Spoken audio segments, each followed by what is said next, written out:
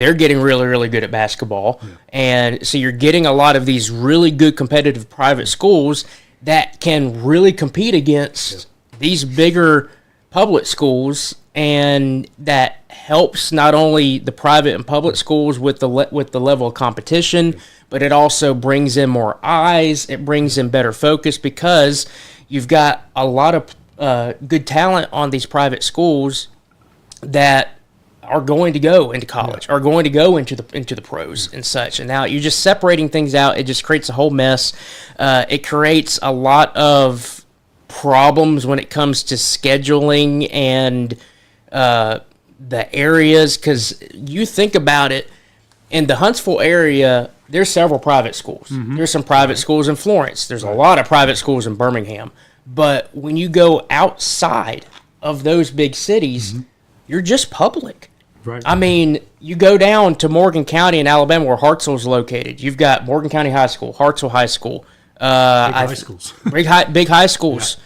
As far as I know, there's no private schools in Morgan County. There's no private schools in Lawrence County, Alabama. You got Lawrence County High. You've got I think Hatton has some high school or something like that, and then that's it. So the problem that you're going to get into is, and this is what happened when we got moved to 7A, which is our area ended up being, I think it was us, it was Huntsville, and then I'm trying to think, it might have been Decatur, I'm not sure, but I do know that there was Gadsden City that was involved. I want to say it was Hewitt-Trussville, and that's more than an hour and a half away, and so now you got to travel. So who's to say that all of a sudden Mars Hill is now in an area where it's Mars Hill, and it might be Westminster and Huntsville. Well, that's an hour and a half away. Well, then their next school is going to be, I'm blanking on the Catholic school down in Birmingham. It's the big one. They might have to go down there. Yeah. Well, that's about 2 hours away from Florence. And so now you're really having to travel. It's going to put a lot of pressure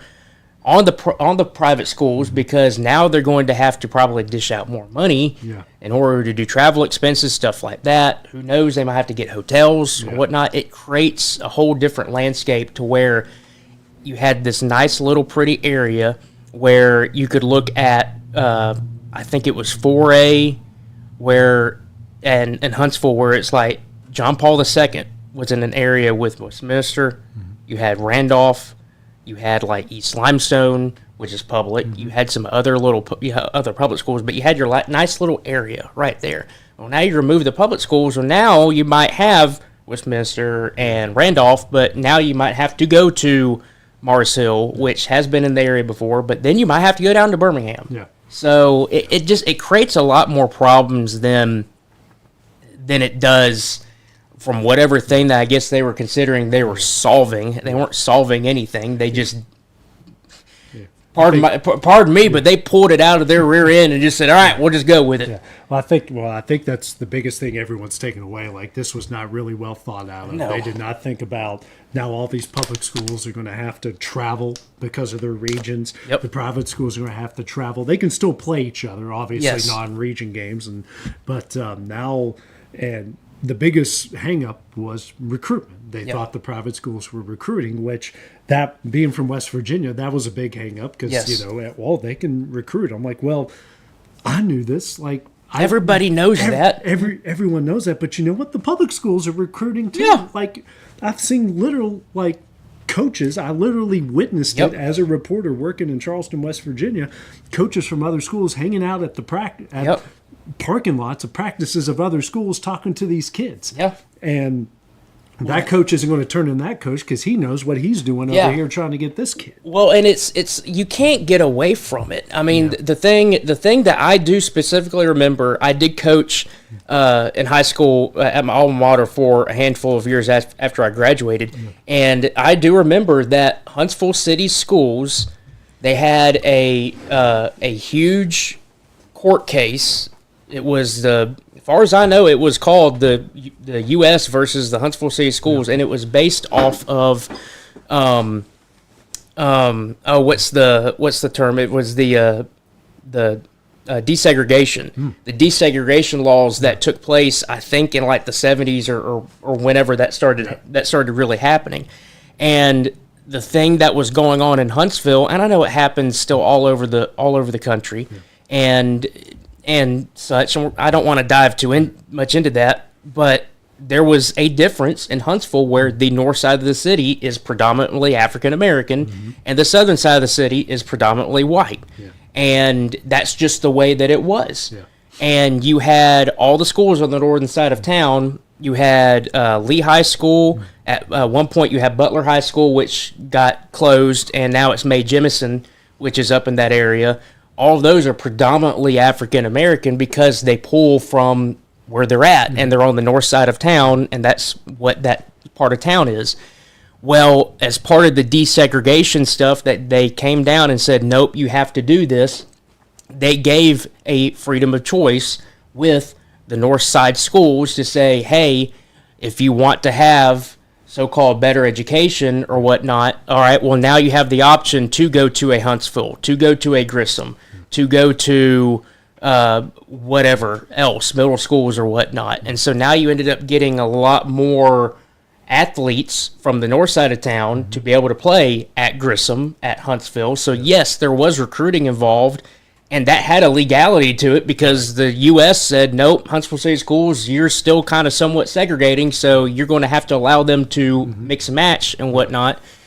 So there's a legality to that. I imagine in other places as well, and I know that there's rules in place where, hey, my wife is a teacher or my husband is a teacher, and I know we're not in the school zone, but our kids can go to that school because we have someone working there, someone teaching there. There's rules and stuff like that. But yes, there's recruiting going on.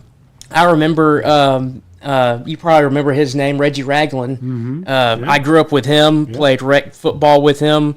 Those are some funny stories.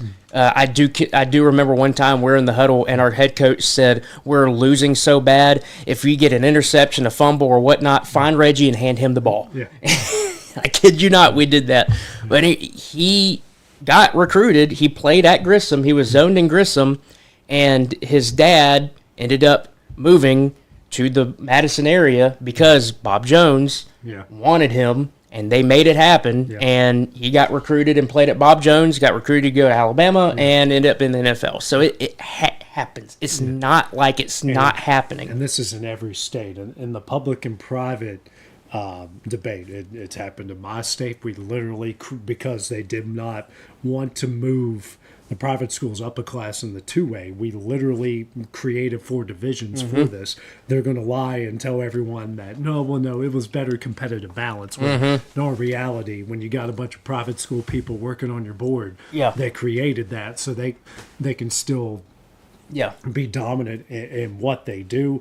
I know working in Georgia, this didn't happen while I was working there. A lot of the private schools have now gone from the GHSA to the GISA. Virginia, it wasn't really as much of an issue as I heard it. Pennsylvania, this wasn't an issue much when I worked up there. But now you're hearing this, that the private schools might join. Was it the AISA? I think so. Other division there.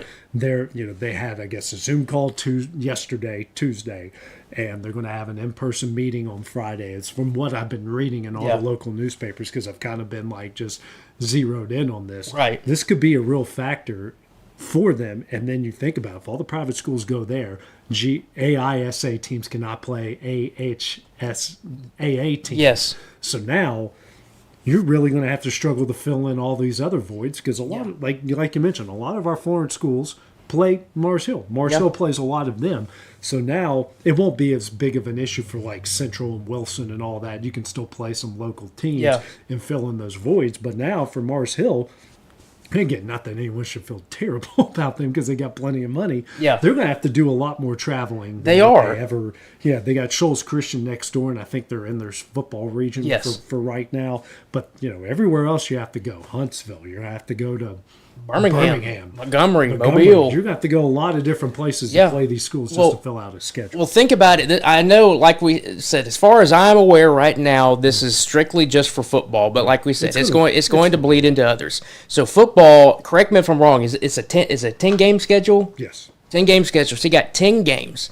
So if I'm a private school in Huntsville, I'm just going to say JP2. If you're JP2 and now it's all this happens and it's like, nope, you can only have private schools on your 10-game schedule, then you're going to be able to do Randolph. You're going to be able to do Westminster. You're going to be able to do, I believe, Decatur Heritage is a private school. You can do Mars Hill, Shoals Christian. So there's 5 already. Well, now for the other half of your schedule, you're going to have to end up branching out more. You're going to have to go to Birmingham, which has a handful of private schools. You have to go to Gadsden, which I think has 1 private school. Tuscaloosa. You're going to have to go to Montgomery. Mobile, potentially. You might have to cross the state line. Might have to cross the state line. But the big issue that's going to end up happening is basketball, baseball, softball, because you're not just talking about 10 games. You're talking about 30-something games. And realistically, you don't actually have to play. The max regular season you can play is 10 games. You only have to play your region schedule. That's true. That's, because all that other stuff, now that factors in the tiebreakers. Yes. But all that other stuff doesn't really matter. Exactly. It's what happens in your region. It does, yeah. When you get into the sports that have multiple games beyond just 10, we're talking about 20, 30, well, now it's like, okay, well, what tournaments are going on? You're going to have to go to Gulf Shores or Panama City. That's where we would go every single year. Come over to Nashville. You're going to have to expand your reach to where, okay, well, we could choose to play Mars Hill about 8 times, Westminster about 8 times, Decatur Heritage a couple of times or whatnot, or you can go down and play Montgomery Academy or something, and you're going to have to go play a team in Mobile or Fairhope, or you're going to have to travel. And if there is a part of the state that could somewhat, okay, we're going to be okay or benefit from this, is Birmingham, because Birmingham is still the largest metropolitan area. Huntsville's the largest city now, but Birmingham's the largest metropolitan area. Right. You've got Tuscaloosa, which is 45 minutes west. You've got Gadsden, which is about an hour northeast. You've got Montgomery, which is about an hour and a half south. And you've got gobs of these private schools. But you take Florence, Huntsville, you've got Mobile, Dothan, down there. The distance, I don't know how many people have traveled through the state of Alabama, Troy would probably have some private schools. Troy would have a couple private schools. The distance, it takes 5.5 hours to go from Huntsville to Mobile. It takes about 5.5 hours to go or 5 hours, I should say, from Huntsville to Dothan. Florence to Dothan is about 5.5 hours. Florence to Mobile is about 5.5 to 6 hours. It takes a long. People, the difference, the thing for Tennessee's perspective is it's very long west to east. Alabama's very long north to south, and it takes you a long time. And don't get me started on the congestion that happens between Birmingham and Montgomery, because if you hit it on some miraculous day, you can get from Birmingham to Montgomery in about an hour and a half. But most times it's going to take you about 2 to 2:15 because of the traffic or construction or some dummy that doesn't know how to drive in a straight line, like happened to me on one of my trips down to Disney World, because I always thought there's times you're right, if you hit it right, you can save an hour driving to Orlando going through there. But it's whack-a-mole. You're flipping the coin, trying to figure out when that's going to work and not going to work. But one more local thing before we take a break, and then we get into the conference championship games in the NFL. Taylor, big announcement last week. Sanford and North Alabama are going to open the season against each other at Joe Davis Stadium on August 29th. I don't think they've set a time yet, I don't think so. They are going to play August 29th. So you get 2 in-state FCS schools going to meet up. Joe Davis Stadium. I called a game there last year this football season, JP2. Awesome place. Oh, it's fantastic. It's a fantastic place, historic. They built it into a soccer stadium, but they do use a JP2, and I think another couple other schools might use it for football. But they're going to open the regular season there. So for UNA, that's 6, I think they said 6 or 7 games that they get to have. They have 6 home games. Then you add this game within their area. It's basically 7 home games they get to add. But also, it's good to see them in Sanford. They play in like soccer and they play in baseball and softball every year. And I think women's basketball is played, men's basketball is played every now and again. But it's good to see them because it's Birmingham, Huntsville. Yep. Well, not really Huntsville, but Birmingham and Florence. Yeah. But they're coming together in Huntsville. Should be a fun atmosphere. Should be August fantastic. 29th. Yeah, should be absolutely fantastic. I mean, I've been a big proponent of getting more of these football games. As soon as they renovated Joe Davis Stadium, for those who don't know, that's where the Huntsville Stars, the AA affiliate for a long time with the Brewers, that's where they played, where you had Jose Canseco, Prince Fielder, Ryan Braun, all those big names came up and played through Huntsville, and they ended up disbanding, and this stadium just sat there in ruin. And finally, the Trash Pandas came in, and they took built a new stadium, Toyota Field, in the Madison area.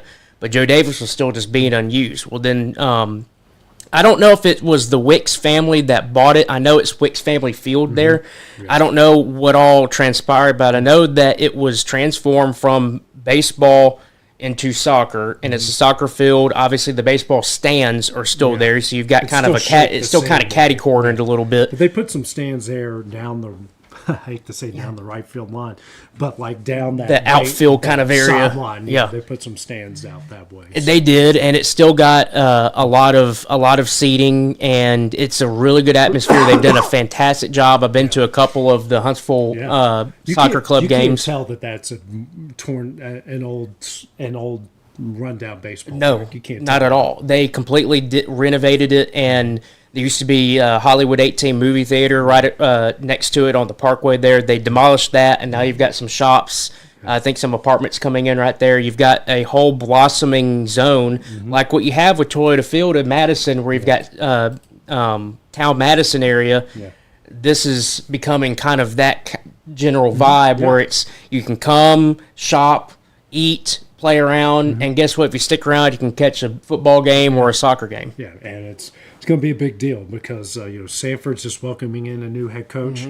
UNA's coach is on the hot seat. Yep. I love Coach Stearman, don't get me wrong, but you gotta win. We had an hour-long press conference with the vote of confidence, which he's coming at the end of his contract. He knows it, and he said it multiple times.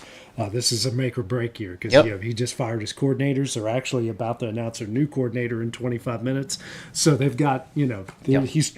I don't want to say this is a Hail Mary, but at least he's trying to make a change. He's trying to make it. Here going on. But coming up next, Taylor, we're going to be talking NFL when we return here on X Sports Live, brought to you by C&B Linen.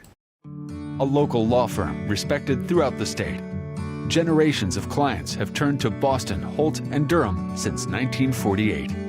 We assist individuals and businesses with their legal needs, including real estate, property closings, personal injury, employment discrimination, and family law. Our clients get the personal attention and convenience of a hometown law firm with the resources and ability to handle any case. Come see us at Boston, Holt, and Durham. Since opening our doors in 1904, Builtwell Bank has existed to be the local economic engine for the communities we serve. No matter if you're buying a car, saving for retirement, or finally buying that forever home, Builtwell Bank is here to help. From personal checking and savings accounts to a full suite of business and commercial banking with treasury management services, we'll make sure you'll have a dedicated Builtwell banker that understands your unique needs and stands by you every step of the way. No matter where you are in Tennessee or Northwest Georgia, there's likely a Builtwell Bank location nearby. Come see us and let our dedicated financial team help you with all of your banking needs. Member FDIC.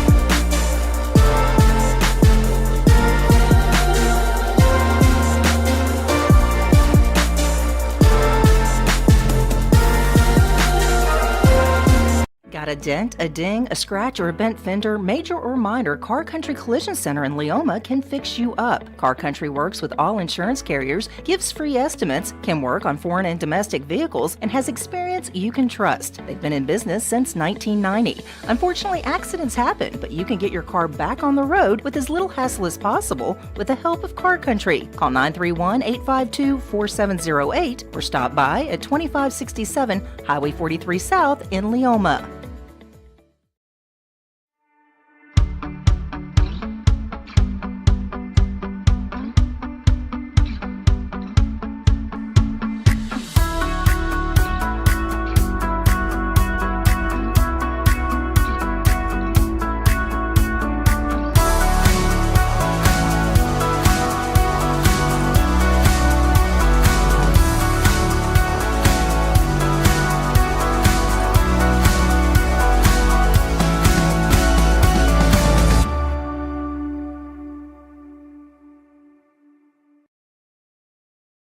Hey everyone, this is Landon Saunders. And this is Nate Patterson with Cloud9 Fiber. We're excited to finally be able to offer Lawrenceburg our blazing fast, reliable, and affordable fiber internet services. If you're looking for a more reliable and more affordable provider, we at Cloud9 Fiber have you covered. Plans start at $50 a month, and we can offer up to a gigabit to your home or business. We are excited to be able to offer your first month of service entirely free. We encourage you to sign up on cloud9fiber.com or by calling 931-201-9098 so we can help you make the switch today. For the best meal from south of the border, head to Cocina Real in Puente Grande for lunch and dinner. With a wide array of mouth-watering entrees, there's something for everyone on the menu. And you can't forget the cheese dip. They'll treat you like family, and you'll never leave hungry. Make Cocina Real Mexican Restaurant and Puente Grande Mexican Restaurant your choice for authentic cuisine, located in Lawrenceburg, Tennessee. At C&B Linen, fast, friendly, and reliable service is our promise to you. Because you're not just a customer, you're family. From multi-use linen to branded floor coverings and a complete range of cleaning supplies, C&B Linen is here to make sure you have everything you need. From our high-quality products to our fast, friendly, and reliable service, you'll experience the difference with C&B Linen. Because you're not just a client, you're part of our family. You'll be winning with C&B Linen.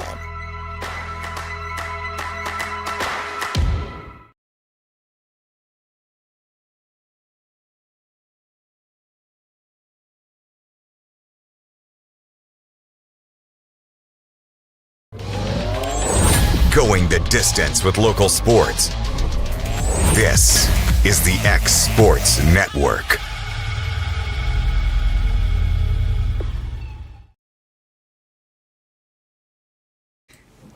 Welcome back here to X Sports Live, brought to you by CMB Linen. Taylor gave us an awesome breakdown of the drama going on in the AHSAA.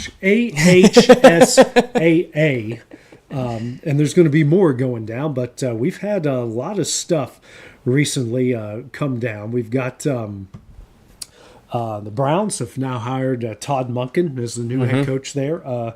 So we've got that. We've got a new head coach for the Titans. Yep. Robert Sala. Looks like he's bringing Brian Daboll with him as the I kind of like that. Yeah. Yeah. That's big for the Titans. That's big for Ward Yeah. to develop. So that's a good one. Finally getting some drama cleared up. Darian Mensah is now cleared to go to Miami in the transfer portal. He's settling this lawsuit with Duke. I do like seeing these schools kind of starting to tell people like, no, you've got a contract. Yeah, you got to honor it. This. And by the way, if you want to be a pro, you can't just say, "Oh, I'm sorry, I'm going to enter the transfer portal and here's the buyout to my contract." Like, no, bro, it's not how that works. It's not how that works. It's a little deeper than that. Yeah, absolutely. Well, and then with the Broncos fired their offensive coordinator, which is weird. I did not realize until I was watching Get Up this morning on ESPN. And I did not realize they put a little stat on there that the Broncos had only averaged like 20 or 21 points a game or something, and it was like 16th in the NFL. Yeah. And in my mind, I'm thinking, well, I've always been hearing about this Bo Nix offense. Yeah. They're actually doing good. Obviously, they're better on defense, but they had some offense problems this year. Well, here's my problem with it. Your head coach is the play caller. Yeah. Why is he firing the offense? The head coach That's runs the thing. this. Yeah. I mean, Unless Sean Payton is just like, I do not want to play call plays anymore. Yeah, Obviously, there might be an issue. There was an issue with the OC to where he felt like, okay, I can't give him play calling duty, so maybe they're going after someone who he can feel like, hey, here you go, have at it. Could be it. And then I just read it. And then Mike McCarthy, of maybe the strangest of the coaching carousel, is the new Pittsburgh Steelers head coach. And think about it, they've only had 4 head coaches over the last 40 years. Yep. And you're bringing in this guy who, most of the time they hire young and the guy just stays there for the majority of his career. McCarthy's up there in age. This seems very off-brand, off-key for the Steelers. It does, but when I sit back and I look and I see, okay, who is available, because the problem that the Steelers have had is they can't get over the hump. They did early, Mike Tomlin, but a lot of that was there's still a lot of – he still had Roethlisberger. He still had Jerome Bettis, I believe. He still had a good amount of players that were from the I'm blanking on his Cowher. name. Cowher's team. I want to say that Bettis retired after they won the Super Bowl in Detroit. In And 08? then they had one more year with Cowher. Maybe, yes. One more year because they didn't make the playoffs, and he retired, and then Tom. That's right. Yeah. Well, you still, if I remember correctly, you still had You still had you still had Roethlisberger and some keys that were there, and you were able to win it in 2011. But from since then, you have not sniffed the Super Bowl at all. So when I'm sitting back, I'm thinking, okay, well, who can the Steelers get? Well, you would immediately go with, well, what about McDermott, who is up at Buffalo? As a good coach, well, guess what? He couldn't get over the hump there at Buffalo either. So you're going to go with the problem that you already had? No, you're going to go with somebody else. All right, well, what about Mike McDaniel? He's a big offensive mind. He might just need a quarterback that's actually healthy and better than Tua. Okay, well, he's going to go to the Chargers. Yeah. And so you're looking at all of these pieces that are now being moved around the NFL, and it's almost like your pot that you're trying to dip into is getting smaller and smaller and smaller. I'm not a huge fan of this move, but I'm also not against it. Yeah. And here's why. McCarthy's still a good coach. I think that out of his coaching tenure in the NFL, Green Bay was obviously the best, and it was good because he had the supporting cast around him to be able to get to where they needed to get to. And yes, he started kind of falling off, but there's other things going on behind the scenes, and it just ended up just not being a good marriage anymore. Well, then he goes to Dallas. Well, obviously Dallas's problem is Jerry Jones because he loves to dip his hands into every little aspect. I get it, you're the owner, whatever, but my take with that is Jerry Jones, if he removes his hand just a little bit, I'm pretty sure they'll end up doing a little bit better as an organization. Well, he ended up going into that really good with Dak Prescott. Dak Prescott's best years he's had at Dallas were under McCarthy because he just does very well with quarterbacks, but still other things going on, couldn't get over that hump. I discount to an extent what he had to deal with in Dallas because I feel like he's a better coach than what was shown there. Here he comes into Pittsburgh. Obviously, people were speculating, okay, well, they're getting him because they want Aaron Rodgers back. Yeah. I think that's a bad move because do you know how bad it ended in Green Bay? How bad it ended in Green Bay. Aaron's about to be, 45 or something? I mean, he has to be on his last year. He's on it. If you get 1 year, fine, but you need to move on from Aaron Rodgers. The thing I can get behind with McCarthy is he's a Pittsburgh guy. And Pittsburgh guys, They're PA, man. They're built different. they're built different. They know the Steeler way. Yes, we can say that he's an offensive-minded coach, but he knows the Steeler way, and the Steeler way is defense, defense. And I think he's going to be able to find someone to really, really get that defense to where it needs to be. He knows what to do to get that organization back to where it needs to be. The question I have is what you brought up. He's not young. Not young. He's not old either, And but his he's not roster young. is not young either. And his roster's not young either. And it might be a thing where you go back to where you had Bill Cowher and all of a sudden you're transitioning to Mike Tomlin and it was just pass the torch, you're fine because you still had the roster and everything ready to go.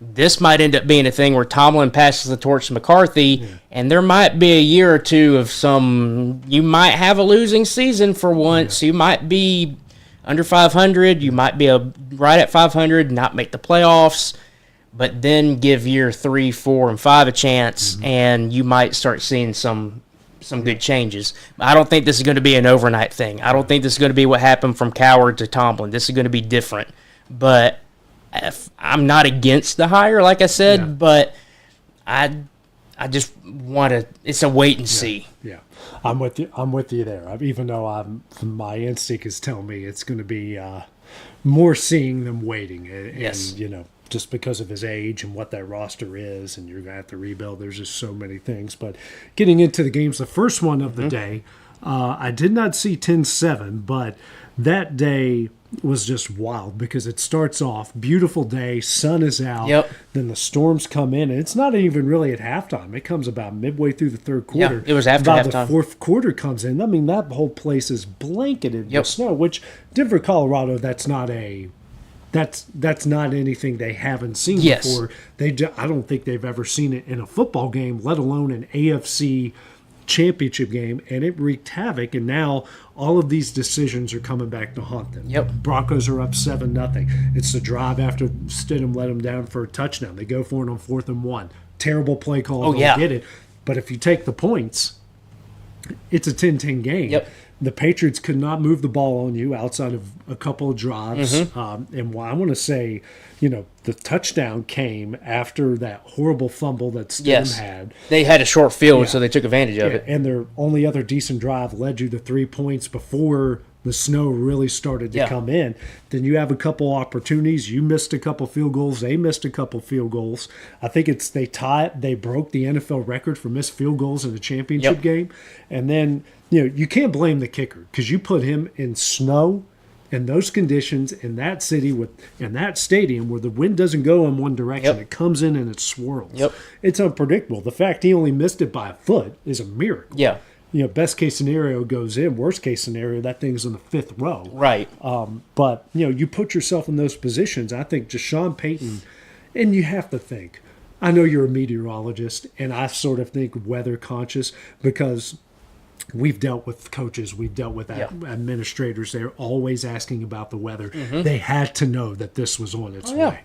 Had to know that this is Yeah. on its way. Maximize all your opportunities. And I think Sean Payton just completely overthought this. I think he completely overthought this, and I'm sitting there watching this game, and snow starts coming in, and obviously up until that point, you feel like, okay, well, points are at somewhat of a premium because you've got two really good defenses going at it. Drake May's being shut down. The whole Patriots offense is being shut down. The only touchdown they got was, because they ended up getting a short field thanks to a turnover.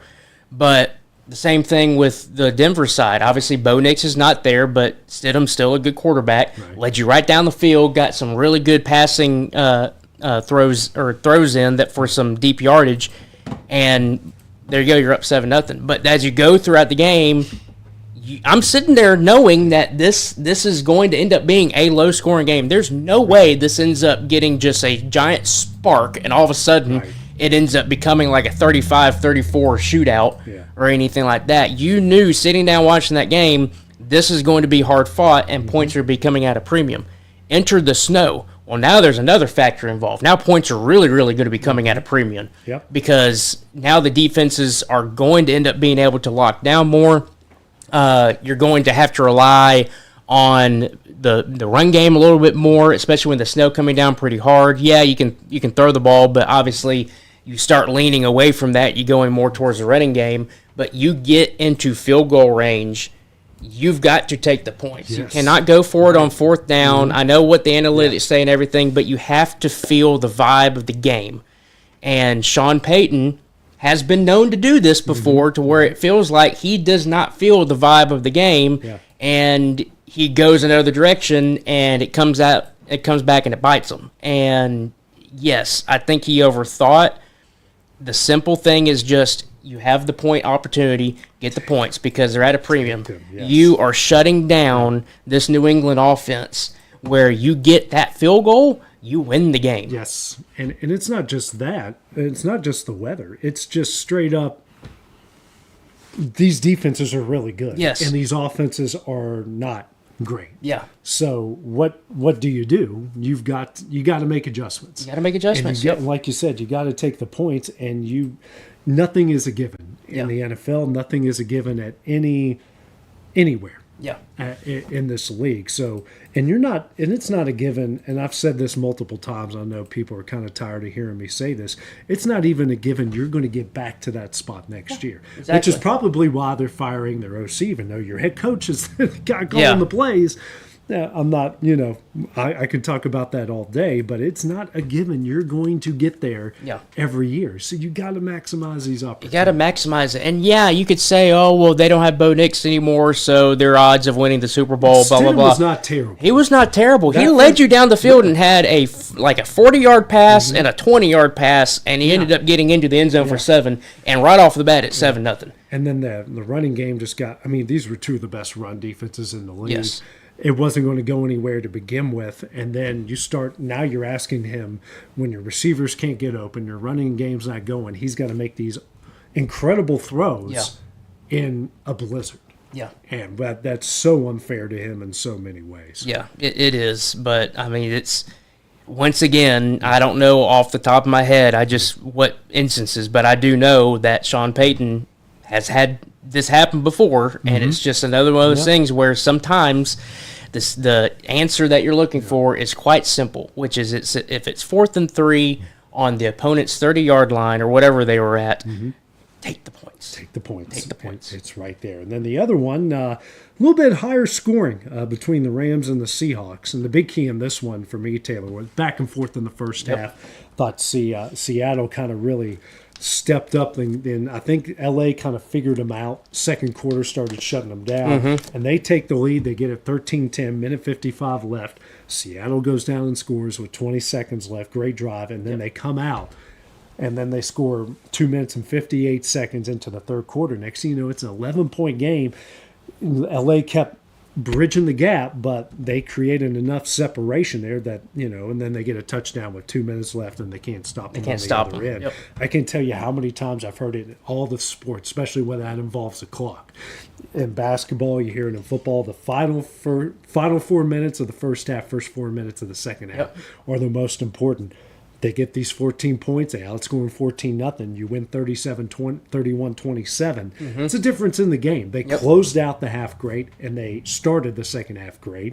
Sam Darnold was great. Defense has certainly got a lot to clean up. I thought Matthew Stafford just lit him up. But there was also a bad turnover in that game that can also, when Seattle doesn't turn the ball over, that can also kind of be what separated the two.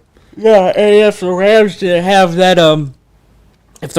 have that muff punt, I want to say that was in the started off the second half. Was that the second half? If they did not, muff punt. I knew it was in a crucial time. Yeah. They didn't have that. I think Stafford goes down, and if they don't get a touchdown, at least get 3, and it could be a different game. That was the opening drive of that, because they have 5 plays, 7 yards, punt. Yeah, got fumbles it, and then they go and score on the next play, 17. Yeah. So that's when the turnover happens. Yes, and you get those 2 touchdowns. It's a difference in the game. It's a difference in the game. And I really think, you can say that there are some defensive miscues and stuff like that. Honestly, at the end of the day, I feel like these were 2 of the best quarterbacks in the league right now going at it, and you were going to have points on the board, and you're going to have a lot of them. And I know a lot of people are saying, okay, well, this Matthew Stafford's last so-called attempt to be able to get a Super Bowl, another Super Bowl ring. I don't know, but I tell you one thing, Sam Darnold proved to the naysayers out there that he can be him, and he went out and he balled out, and he had probably the best game of his career, and he needed it in order to bring Seattle to the Super Bowl once again. But I really just truly think that I looked at this game, and I know that the Rams defense is good and the Seahawks defense is good, but you just had 2 real high-powered offenses going at it. And usually when that happens, you're going to end up getting a lot of points, even though the defenses, they might get a stop here and there, but for the most part, you're going down the field and you're either getting a touchdown or you're getting 3. Sam Darnold was 25 of 36, 346, 3 touchdowns. Stafford, 22 of 35, 374, 3 touchdowns. One thing that kind of a draw, when you look at New England, Seattle, which, it's so hard to believe that game feels like 2 decades ago. That's so long ago. Yeah, run the ball. Give Malcolm Lynch the ball. As a 49er fan, that game gives me so much joy. Oh, I bet. It just exposes Pete Carroll and that whole charade of what that team was. Which, come down to it, you face a team. You can argue that Seattle from top to bottom was better, but where they got beat? They got beat in the... You are at the 1.5. Yeah. I think you're snapping the ball at the 1.5 yard line. You're in the shotgun. Okay, fine. That's usually... And you run a tunnel screen, and you have to throw it as soon as you catch... Russell Wilson had to catch and throw the ball. And the defense was, I forget who picked it, but he read. Malcolm Butler. Yeah, because remember, a couple Super Bowls later, Belichick didn't play him. That's right. We still don't know why he hasn't played him because Belichick hasn't answered it. No one who was on the coaching staff knows. Malcolm Butler doesn't know. It's just a whole didn't play. controversy. But he read that like a hawk and was right there. That was, what down was it? Second down, that's what I thought. You had 3 more downs. Two more downs. You had 2 more downs to get into the end zone from the 1.5 yard line. Marshawn Lynch is your best option right there. Hand him the ball, and he's going to pound it in. You hand the ball right there on second down, most likely he's already in the end zone. Yeah. Seattle wins, and Tom Brady has one less Super Bowl ring. Yeah. But if you don't get it on the second down, you're probably going to get it on third down. And then the organization hasn't recovered until Pete Carroll left, and they got rid of Geno Smith. Hate to say that, him being a former Mountaineer, but you see what a disaster he's been in Vegas, and now they're in this spot. And do you know, I saw this the other day, and it is crazy. Do you know who Sam Darnold's grandfather is? Who's that? The Marlboro Man. Is it really? Yeah, I saw this video the other day. Like, apparently, no way. This guy was like a multi-sport athlete in high school and in college. Yeah, was an actor. And then he was acting. He was in a TV series about being a fire chief. Mm-hmm. And then he loved being, because he had to learn how to be a fire chief to be this part. Yeah. But he loved it so much he quit that gig to become a fire chief. And then out of that being a fire chief, he tried out to be the Marlboro Man and became the Marlboro Man. That's Sam Darnold's grandfather. That's awesome. Like, I saw this the other day. I'm like, this is the greatest story ever. Jeez. But, and also, believe it or not, which when you actually dig into it, it's very believable. He is the first USC quarterback to start in a Super Bowl. There's been USC quarterbacks that have been backups. He's the first USC quarterback to start in the Super Bowl. Yeah, and the last one that you would have thought that might have been done something was Matt Leinart, and he didn't really transition into the NFL. He was after Devin Hester and the Bears. Mm-hmm. They are who they thought they were. Matt Leinart has not been the same, but you could probably chalk that up to Denny Green just not being a good coach without Randy Moss and Chris Carter. I don't know if this is a hot take or not, but Leinart's a better commentator than he is a quarterback. 100%. Mm-hmm. That's not a hot take. I feel like it's pretty reasonable. Just quick thoughts here, kind of putting you on the spot. Who you got? Who's your favorite going into? I haven't even looked at the lines, but who's your favorite going into not this coming Sunday, the next Sunday? I'm going to lean Seahawks, and I'm going to lean Seahawks because, and I might be completely wrong about this, but I feel like this has given them an advantage, is they've played there. Mm-hmm. That this is in their division. They played down there in San Francisco, so they know the field, they know the territory. And sometimes that's all you need, because even though it's not your home stadium, if you go there every single year, you end up getting comfortable with that. You end up getting comfortable playing in San Francisco. You end up getting comfortable playing in Santa Clara. You get comfortable playing in Los Angeles. You get comfortable playing in those environments. From a football perspective, I still lean the Seahawks. I think Drake May is going to be a great quarterback. Yeah. Too early to see if he's going to be a Hall of Fame quarterback, but I know he's going to be a great quarterback. I worry that the lights might be just a little too bright, because if you go into Denver and Bo Nix isn't hurt, who's to say that that's a different outcome? Right. Who's to say if the snow doesn't come in, that's a different outcome or something like that? They scraped by a really, really, really good Denver team. Mm-hmm. Seattle's going to put points on them. Yeah. I know the Patriots' defense is good, but Seattle's going to put points on them. And I question how Drake May can respond to that. I think they've won because of their defense all 3 playoff games. I think they've won despite Drake May, and most Patriot fans would tell you that. I'm with you. I'm leaning towards Seattle right now, as long as they stay away from the 49er practice facility. Just don't go close to that. If the 49ers are reevaluating whether or not they should practice there or not, which I don't know how much you've read into that, it's a wild story. So just stay away from the practice facility. Go wherever you need to go. Just don't practice where the 49ers practice. Exactly. Well, on a different story, the thing I'm curious about, and I know that you mentioned that you might want to pick my brain about it too, is what about the Bediako stuff? What? Because it has come out now that the judge has recused himself. Does I Bediako? I actually thought about that, but then we got so much into the high school stuff. Yeah. My brain went elsewhere. They bring them in, and then they lose to Tennessee with the first. Yeah, game, really. which, that's probably of all the teams and all the fan bases to lose that game to. Tennessee is the worst. The worst option you can have. Maybe Auburn. Auburn's probably just a tick above. That might have been a little different. Yeah. I will say that there were other injuries involved. I'm not sure. I'm not sure if that makes a difference or not. No. But you did have some players back. Yeah, Holloway came back for the game last night. But what do you think about it? Because I mean, obviously the whole prospect is this judge is a booster or donor or whatnot. Well, he's recused himself now.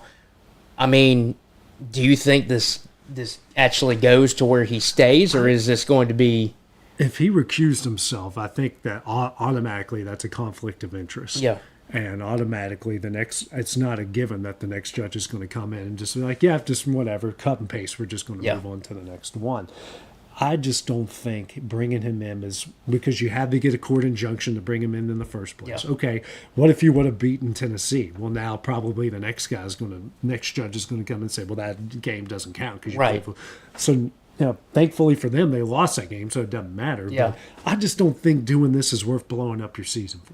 Yeah, I just don't think it is. And I'm with you on that. I've been a big proponent of if you go to the pros, whether or not it's the G League or NBA or whatnot, you have now basically said, I no longer want to be a collegiate athlete, so you've shut that door. Can you go back and you finish your degree? Yes, but you can't play athletics. Right. And you've had multiple athletes come back and get their degrees and such. I think that's fantastic to be able to do that. But the thing that I'm leaning towards, he probably wins this argument or whatever you call it with the legal stuff, is there has been a precedent that's been set where you are able to get these athletes from Europe who have played in the EuroLeague, who have gotten money and contracts from the EuroLeague, and they're playing in college. You've got one at Baylor. Well, Baylor was he did not sign an NBA or G League contract or anything, but he did play in the G League, but he did not actually sign a team contract. With the team contract, exactly. I think the difference with Bediako was I think he did. He did, and that was the difference. But you've let the Baylor guy at Baylor back in. I want to say that there's a guy that's playing at BYU that was in the EuroLeague. There's a guy that is playing, and there's a couple other schools where there has been a precedent that's been set, whereas, all right, you technically were a professional athlete, but now you're going to be able to play in college. Yeah. So the thing that I really hope comes out of this, and I'm with you, why are you doing it during the middle of the season? Because, yes, you could end up having ramifications where NCAA ends up winning something, and they're like, all right, well, Alabama, well, guess what? Your season's null and void. You cannot get into the NCAA tournament this year. Wipe out this one. We can't. The committee cannot look at this game, and this game. Or they give a punishment, whereas, well, you're just not postseason eligible or something.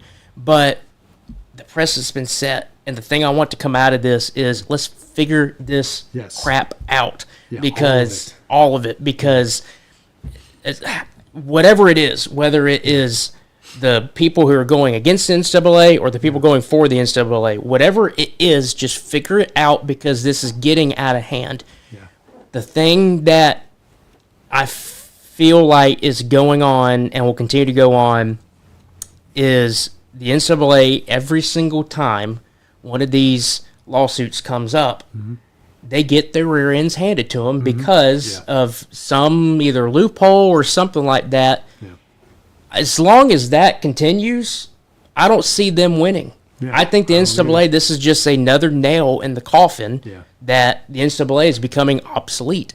And they either need to just go away completely or they need to just completely do a revamp of stuff and say, all right, well, here's the new charter, here's the new rules, here's everything in line, boom, there you go. Because at the end of the day, I just want rules. I want rules that are followed, and I want all of them to be fair. And if that means that there's now a transition period or a period where, all right, well, I'm going to declare for the NBA draft Okay, well, I didn't get drafted, so therefore I want to be able to come back to college. Okay, fine, you can do that. Or you get drafted by a team, they put you on the practice squad, you hadn't set foot on the court. Okay, whatnot. I think the line gets drawn and needs to be drawn where if you put pen to paper and say, I am signing my intention to play for the Detroit Pistons, even though I might not see the court for a handful of years, you signed that contract and said, I'm a member of the Detroit Pistons or the Memphis Grizzlies or whatnot. As soon as you do that, you have now completely separated yourself from the NCAA, and you're done. The only way you can go back and do stuff is if you go back and finish your degree. Yeah, I agree. Yeah. No disagreements. But you just have to find the line somewhere. I think Bediako, depending on how the legality happens, maybe he has a point to where, hey, I signed a contract, but I didn't set foot on the court, so therefore you can't say I was a professional athlete or whatever. That's where I feel like the draw line needs to be drawn. If he signed the contract, that's it. Yeah, I agree. Hey, no disagreements here. None whatsoever. Well, Taylor, that will do it for X Sports Live here today, brought to you by CMB Linden. I am on the road tomorrow at Cleveland State, our community college game of the week. Chattanooga State at Cleveland State. We'll be back on Friday, and we'll get you ready for all of our high school basketball action. Lawrence County is at Giles County, and Loretto is hosting Cascade. For now, unless something out of the blue, literally and figuratively, comes out of nowhere. So for Taylor Plott, I'm AJ Good. We'll see you guys on Friday. Going the distance with local sports. This is the X Sports